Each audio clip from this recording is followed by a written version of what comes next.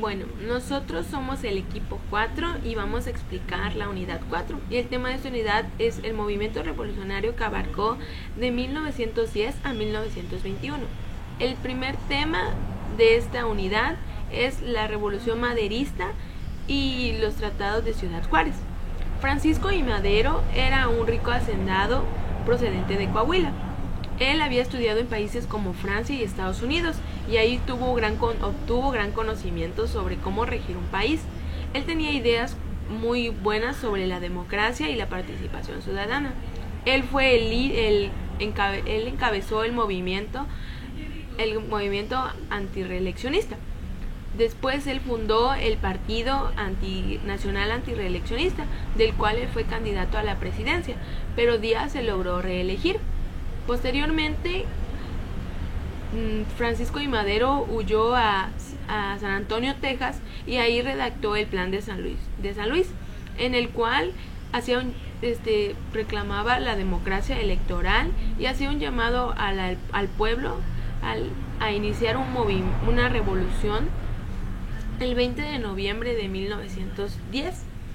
Pero con el asesinato de el líder del Partido Nacional Antirreeleccionista, Aquiles Cerdán, los maderistas tuvieron que estar con más cuidado porque les entró miedo sobre lo que le pasó a su líder, pues los que conformaban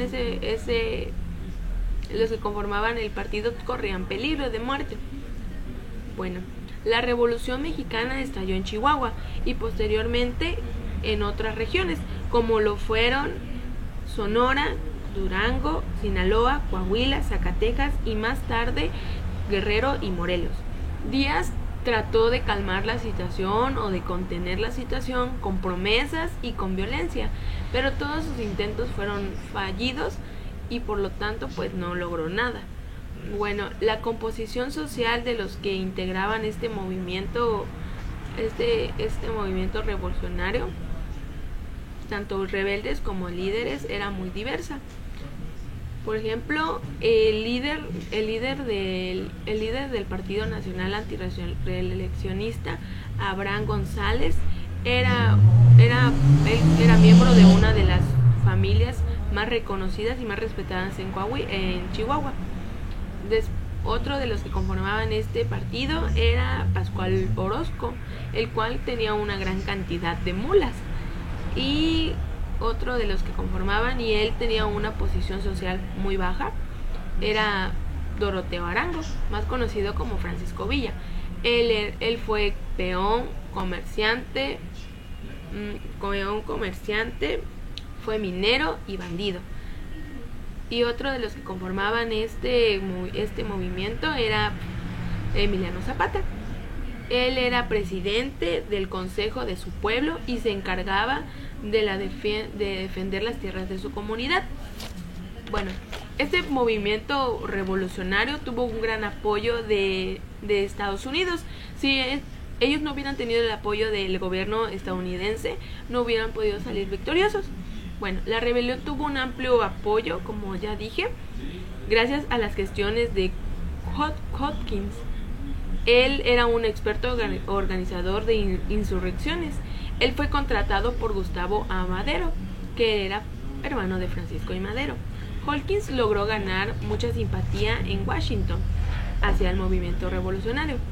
Gracias a la simpatía y a los movimientos de Hopkins, en marzo de 1911, Estados Unidos concentró grandes unidades de militares en la frontera y envió barcos de guerra a las costas mexicanas. Con esto, el gobierno estadounidense manifestaba su idea de que Díaz ya no era apto para poder gobernar el país. Bueno, posteriormente Díaz renunció a su cargo en la presidencia el mayo de 1911, y Francisco I. Madero después se le dio el nombre de el apóstol de la democracia y entró triunfante a la Ciudad de México el 7 de junio de 1911, ya como gobernante de la República Mexicana. Bueno, pronto después de esto, después de la victoria y todo eso, ya haber sacado días del gobierno surgieron desacuerdos y divisiones entre los revolucionarios. Uno de ellos fue el Tratado de Ciudad Juárez. En ellos establecía la renuncia del presidente y el fin de la rebelión. Y pues era algo totalmente contradictorio al plan de San Luis Potosí que había escrito o redactado el presidente Francisco I. Madero. Y pues en uno de ellos el ejército obligaba al desarme de los rebeldes y olvidaba las promesas que se habían declarado en el plan de San Luis. Otro de los que estuvieron muy inconformes fue Emiliano Zapata, porque quedaron insuficientes, quedaron insatisfechos considerando las promesas que les habían ofrecido. En el caso de la restitución de las tierras de los hacendados así que habían sido arrebatadas a los pueblos del estado de Morelos. Esto quería decir pues que muchos de los hacendados le arrebataron las tierras a muchos indígenas y campesinos del estado de Morelos, y él exigía que se les devolviera todo esto. Bueno, eso fue todo lo consiguiente a la revolución maderista y los tratados de Ciudad Juárez. Bueno, eso es todo, espero y hayan quedado claro cualquier cosa al final. Mi tema es el gobierno de Madero y los movimientos de oposición. Madero llegó a la presidencia para lidiar con las rebeliones que estallaban, tratar de dirigir un país que no tenía un rumbo fijo y que continuaba viviendo una anarquía y desórdenes totales. Zapata y Orozco consideraban que Madero no atendía las demandas de justicia social y reparto igualitario de la riqueza que la mayoría de los mexicanos exigían. Zapata lanzó el Plan de Ayala el 25 de noviembre de 1911, en el que desconocía a Madero como presidente y lo acusaba de haber traicionado a las masas. El lema de este plan era reforma, libertad, justicia y ley, y proclamaba el regreso de las tierras, montes y aguas a manos campesinas. Pascual Orozco se unió al plan de Ayala en febrero de 1912, resentido porque Madero lo ignoró, emprendiendo una revuelta social, acusando al presidente de falsear y violar el plan de San Luis Potosí, así como de traicionar a la patria. Madero entonces envió a Huerta a enfrentarse a Orozco, que termina siendo derrotado. Posteriormente se unió a Huerta, acto que indignó profundamente a Zapata, quien reformó de inmediatamente el plan de Ayala y calificó a Orozco como traidor de la revolución. Madero trató de enfrentar los levantamientos y numerosas revueltas que estaban en su contra, y pronto comenzó a rumorarse que se estaba preparando un golpe final para desaparecerlo definitivamente, lo cual fue cierto a suscitarse la decena trágica. Voy a explicar los temas correspondientes a la decena trágica, el plan de Guadalupe y el gobierno huertista. Bueno, varios porfiristas lanzaron varios golpes de estado contra el gobierno maderista, pero solo uno fue el que salió triunfante, y fue el encabezado por Félix Díaz, Victoriano Huerta y el embajador de Estados Unidos, Henry Wilson, el cual salieron triunfantes en febrero de 1913 y dio inicio a ese movimiento con la decena trágica, que abarcó del 9 de febrero de 1913 al 18 de febrero de ese mismo año. Los militares se atrincheraron en el cuartel de la Ciudadela, y las calles de la Ciudad de México se convirtieron presenciaron una feroz batalla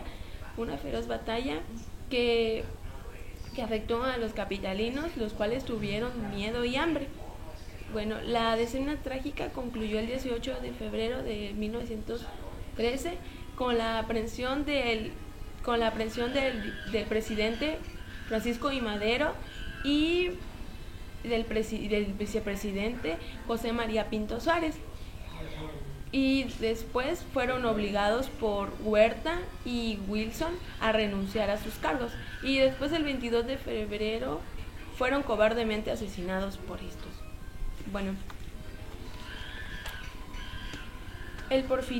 Los porfiristas celebraron el triunfo de la contrarrevolución. El Vaticano y otros gobiernos aceptaron el nuevo gobierno, excepto el nuevo presidente de Estados Unidos, Woodrow Wilson, el cual cuestionó la legitimidad del gobierno de Huerta. Bueno, internamente el ascenso de Huerta al poder provocó una movilización aún mayor de las fuerzas revolucionarias. En el contexto, el gobierno de Huerta provocó una crisis económica por la caída del precio internacional de la plata, y el gobierno huertista invirtió demasiado en armamento militar y recurrió a préstamos de bancarios forzosos. En unos años el sistema bancario se derrumbó y muchos bancos tuvieron que cerrar sus puertas y la moneda se devaluó. Huerta suspendió el pago a la deuda externa y la economía del país descendió, con deudas, sin bancos ni créditos. El comercio y la industria pasaron momentos muy difíciles. Entonces la revolución entró en una segunda fase. Después de esto entró el Plan de Guadalupe, que fue promulgado en Coahuila por el presidente de Coahuila, Venustiano Carranza, en el cual se desconocía totalmente al gobierno de Huerta y Carranza se proclamaba líder del movimiento. También desconocían a los 3 poderes federales y todos los poderes que se opusieran contra este plan.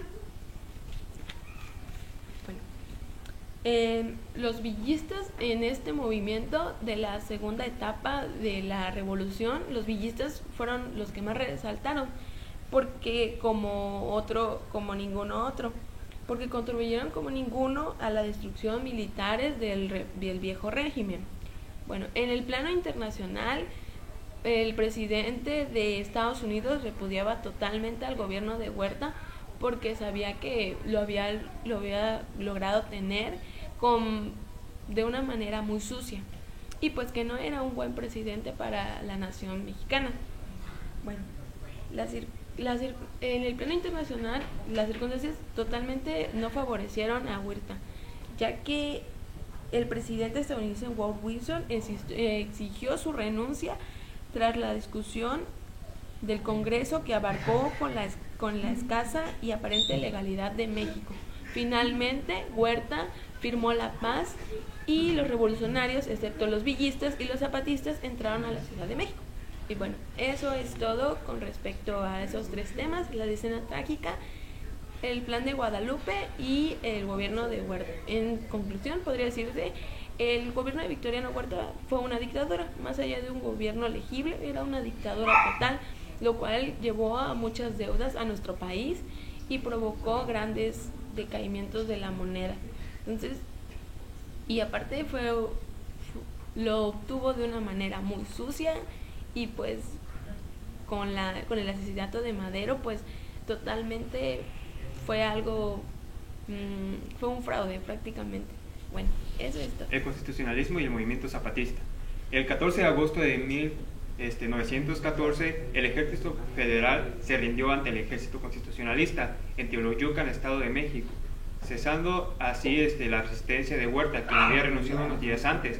Los líderes estaban enfrentados entre sí. Carranza no podría controlar a Francisco Villa. Se desencadenaron 2 conflictos. El primero fue donde algunos cuerpos revolucionarios, como los zapatistas, estaban repartiendo tierras entre sus combatientes.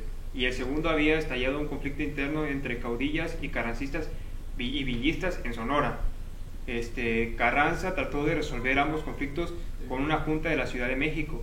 En esta reunión, los líderes revolucionarios acordaron celebrar otra en Aguascalientes el 10 de octubre de 1914. El 10 de octubre de 1914, en las soberanías de convención de Aguascalientes, se enfrentaron 2 grupos con visiones distintas para el país.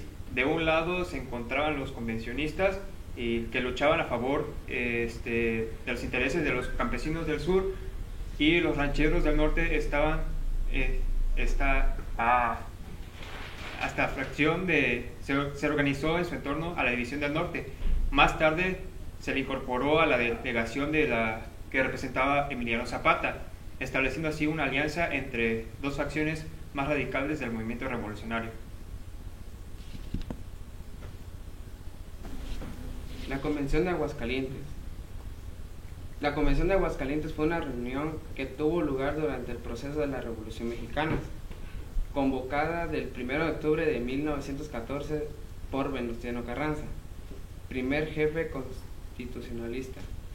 El general Victoria Huerta, ante el empuje del movimiento revolucionario, presentó la división como presidente de la nación en julio de 1914 y salió del país.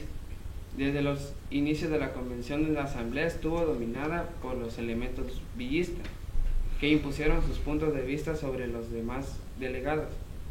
Se declaró soberana y eligió al general Eulalio Gutiérrez Ortiz como presidente de la República y nombró a Francisco Villa jefe del ejército convencionalista, que se enfrentó por las armas con los constitucionales de Venustiano Carranza.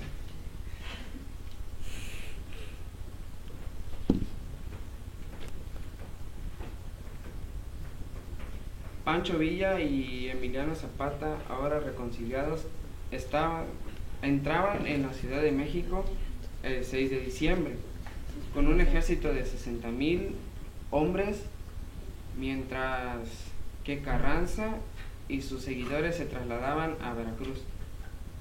Varios generales se asistieron, fueron Eugenio Aguirre, Felipe Ángeles, Fidel Ávila, Rafael Buelma y Juan Cabral.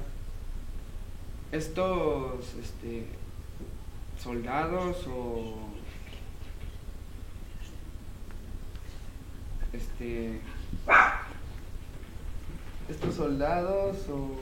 hombres fueron los que lucharon para esta constitución. Sí. El Congreso Constituyente de 1917, después del triunfo del movimiento constitucionalista, a cuyo frente se encontraba el primer jefe de Venustiano Carranza, fue convocado por el Congreso Constituyente, que expidió la Carta Magna que hoy nos rige, y el cual se reunió en la ciudad de Querétaro el 1 de diciembre de 1916. Don Venustiano sostuvo en su proyecto de constitución la plena libertad de enseñanza, exigiendo el laicismo, la educación privada quedaba en consecuencia al margen de laicismo. En la sesión del 9 de diciembre se dio a conocer tanto el texto como dictamen de la primera comisión de Constitución, como el voto particular de un miembro de dicha comisión. Dictamen de la primera comisión de Constitución sobre el artículo 3.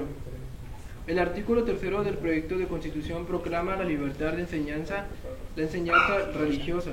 Constituye a tratar del desarrollo psicológico natural del niño y tiende a producir cierta deformación de su espíritu, semejante a la deformación física. Podría producir un método gimnástico vicioso. La enseñanza religiosa afecta además, bajo otra frase, el desarrollo de la sociedad mexicana. En la historia patria, el clero aparece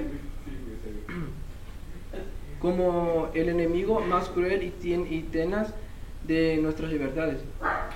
A medida que una sociedad adelanta en el camino de la civilización, se especializan las funciones de la Iglesia y el Estado no tarda en acentuarse.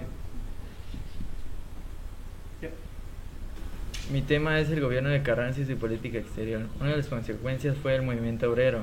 La vieja tradición gremial y cooperativista propia del siglo XIX y de una sociedad artesanal se vio transformada con la industrialización generada por la inversión extranjera durante el Porfiriato. Para principios del siglo XX, una tendencia anarcosindicalista se divulgó desde los intelectuales hacia los trabajadores textiles, mineros y ferroviarios, quienes se encargarían de lanzar las grandes huelgas de 1906. Sin aceptar el maderismo, el movimiento obrero se reorganizó con la Casa del Obrero Mundial a partir de 1911, que fue disuelta por Huerta con golpe de Estado en 1913.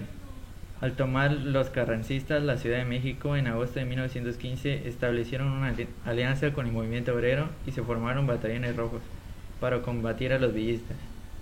En 1917, en ocasión del segundo Congreso Obrero, se enfrentaron las tendencias anarcosindicalistas y los de entendimiento y negociación. Las nuevas organizaciones políticas, los nuevos partidos políticos eran grupos reunidos en torno a un caudillo.